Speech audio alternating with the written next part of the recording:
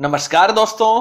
America कभी पाकिस्तान का दोस्त बनकर F-16 बेच देता है तो कभी पाकिस्तान को बिल्कुल किनारे लगाने का नाटक करके उसी F-16 को भारत को बेचने पहुंच जाता है। फिर पलटी मारकर पाकिस्तान को फिर से F-16 की टेक्निकल असिस्टेंस देने लगता है और भारत को भी F-16 ही खरीदने के लिए काटसा एक्ट के माध्यम से प्रतिबंधों की चेतावनी देकर ब्लैकमेल करने का खेल खेलता है। क्या है अमेरिका का असली खेल और क्या भारत को अमेरिका पर भरोसा करना चाहिए? आइए जानते हैं इस वीडियो में। नमस्कार दोस्तों, मेरा नाम है अमित और मैं स्वागत करता हूं आपका अमित अपडेट्स चैनल पर। तो चलिए दोस्तों शुरू करते हैं। अमेरिका किस तरह से दो देशों को बारी बारी से धोखा देकर अपने हथियार बेच देता है, इसके उदाहरण आपको दुनिया भर में मिल जाएंगे। पाकिस्तान को F-16 बेचे यह कहकर कि इससे वह आतंकवादियों के खिलाफ लड़ेगा। 500 AIM-120 जैसी एयर टू एयर मिसाइल भी पाकिस्तान को इसी बहाने से बेची। अब आप खुद सोचिए कि पाकिस्तान के अंदर ऐसे कौन से आतंकवादी हैं जिनके पास अपनी एयरफोर्स हो, जिनको लड़ने के लिए पाकिस्तान को AIM-120 जैसी एयर टू एयर मिसाइल की जरूरत पड़ती हो। जाहिर है अमेरिका एक खास रणनीति के तहत भारत के खिलाफ पाकिस्तान को तैयार कर रहा था।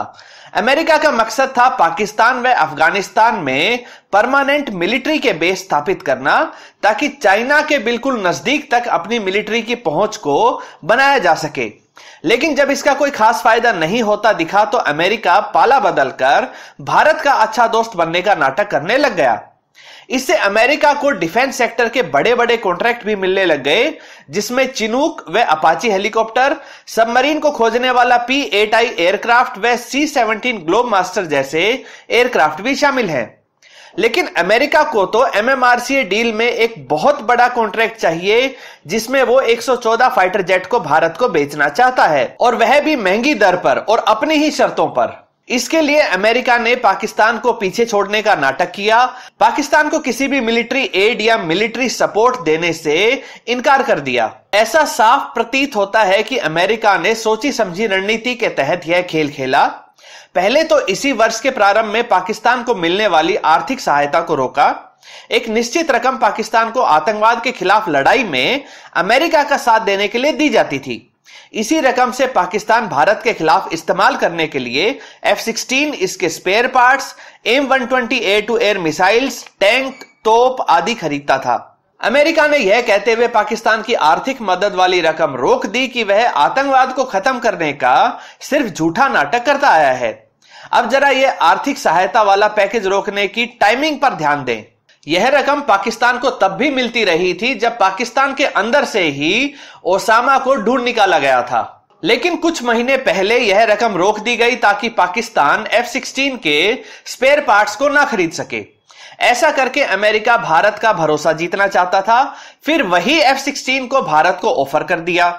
जब F-16 से बात नहीं बनी तो थोड़ा बदलाव करके इसे नया नाम F-21 देकर भारत को ऑफर किया। लेकिन जब भारतीय पायलट अभिनंदन ने MiG-21 जैसे 50 वर्ष पुराने जेट से पाकिस्तानी F-16 को डिस्ट्रॉय कर दिया, तो इंडियन एयरफोर्स को पता लग गया था कि F-16 सिर्फ एक ओवर हाइप्ड फाइटर जेट है, जिसमें उतनी काबिलियत है नहीं जितनी बताई जाती है।